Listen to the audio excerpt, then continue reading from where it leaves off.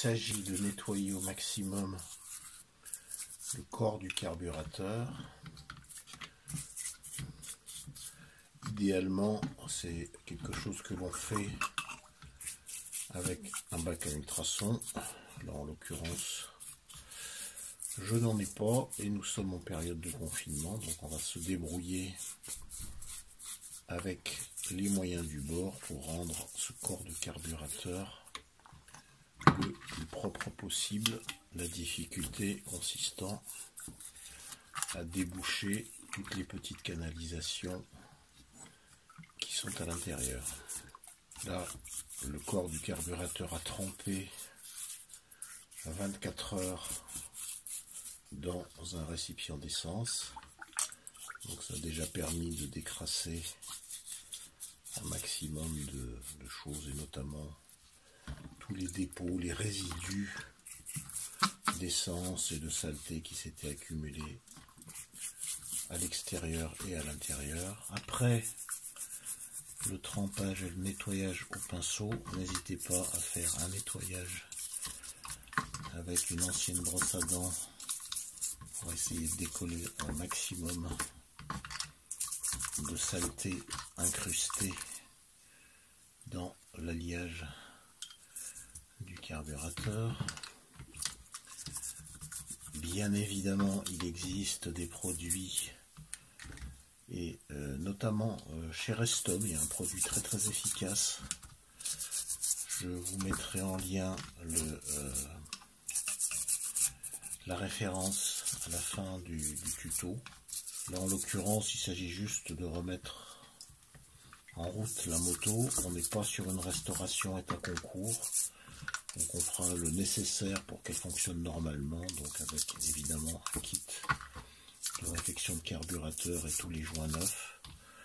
Mais voilà, donc on va s'arrêter là. Donc, vous voyez le mécanisme de la commande du papillon des gaz fonctionne parfaitement. Le ressort est complètement dégagé de ces saletés. Ce qui est important dans une réfection de carburateur de ce type, c'est de bien changer tous les joints toriques des différents éléments qui composent le carburateur. Ces joints sont compris dans le kit de réfection. Donc c'est pour ça qu'il est indispensable, à minima, de se procurer ce kit de réfection. Une fois le trempage et le brossage du carbu effectué, donc un coup de soufflette s'impose partout. Bien souffler dans toutes les parties internes pour déboucher les canalisations du carburateur.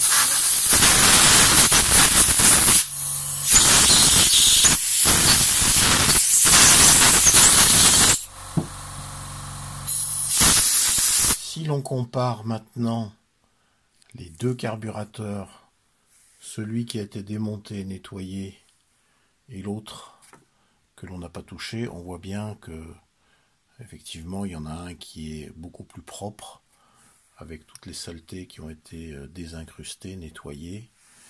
Et donc il va falloir évidemment refaire la même opération sur l'autre carburateur, celle du démontage vu dans le précédent tuto, et le nettoyage. On peut voir ici le fonctionnement du papillon des gaz. Donc, le retour se fait parfaitement, le ressort fonctionne, il n'est pas grippé, il est parfaitement propre. On va commencer par démonter le gicleur d'air.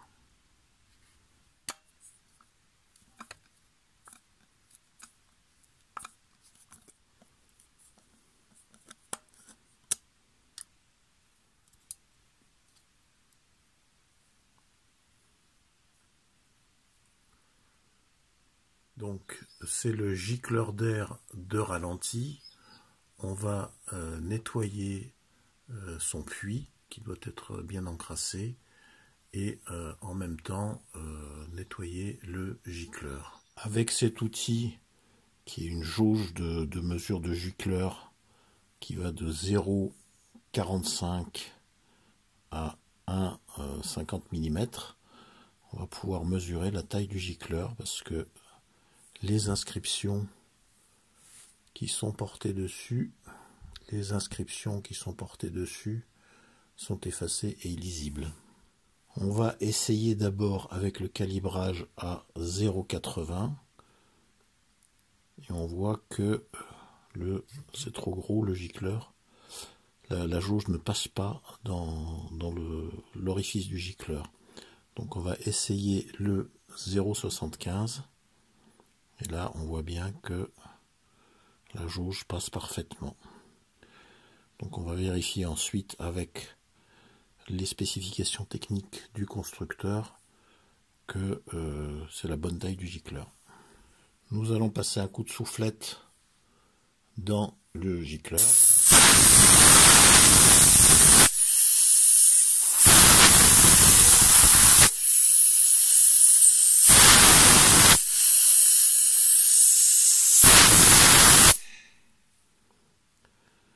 Ainsi que dans son puits qui se trouve ici.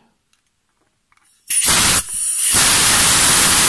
est possible maintenant de le remettre en place et de le revisser tranquillement. Il doit pouvoir se visser sans forcer. Voilà, c'est bon. Maintenant, on va extraire la vis de richesse qui se trouve dans ce puits.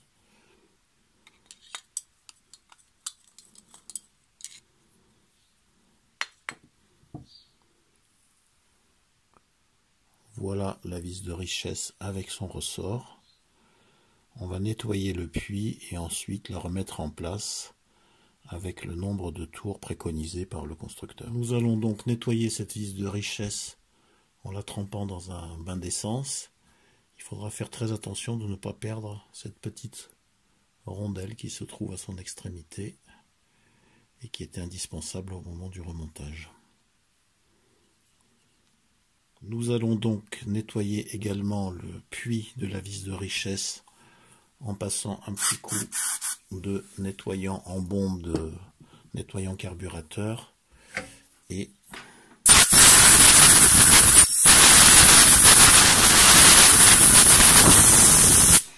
un coup de soufflette pour sécher le tout. Nous avons donc nettoyé notre vis de richesse, son petit ressort, sa petite rondelle qui était bien encrassée. Et maintenant, on va pouvoir remonter le tout dans le puits du carburateur. On va mettre en place le petit ressort et la petite rondelle. Voilà. Nous allons mettre en place maintenant la vis de richesse, donc avec son ressort et sa petite rondelle. On va l'introduire dans le puits, on va la serrer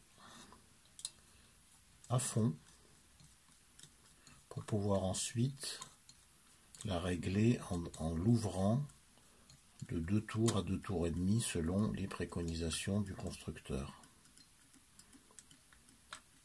Voilà, là je suis arrivé embuté. Pour ne pas me tromper, je vais mettre une petite marque au feutre sur mon tournevis et je vais la desserrer de 2 tours et demi.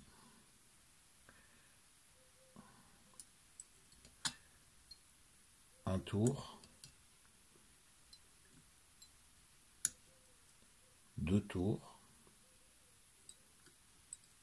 et demi.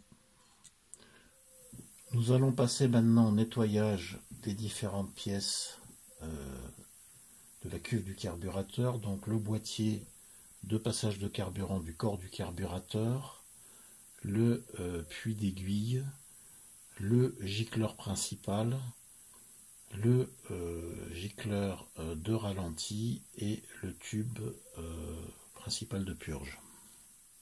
Sur le boîtier de passage de carburant, il faudra remplacer ce joint qui est cassé d'ailleurs ici avec le kit de joint neuf que l'on va commander. Vous voyez, donc il faudra le décoller et le remplacer. Bien, on va maintenant ouvrir la pompe à carburant, donc ouvrir les 6 vis qui se trouvent là.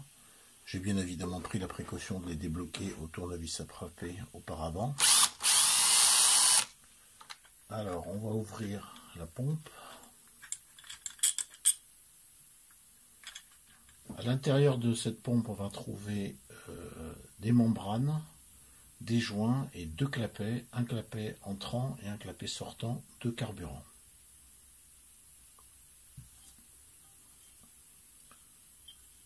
Donc, ici, on peut apercevoir le joint, la membrane et les deux clapets.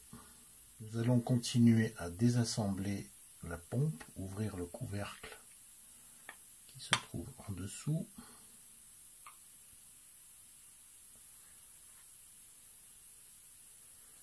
Il faudra bien récupérer la petite pièce du clapet qui s'est détaché.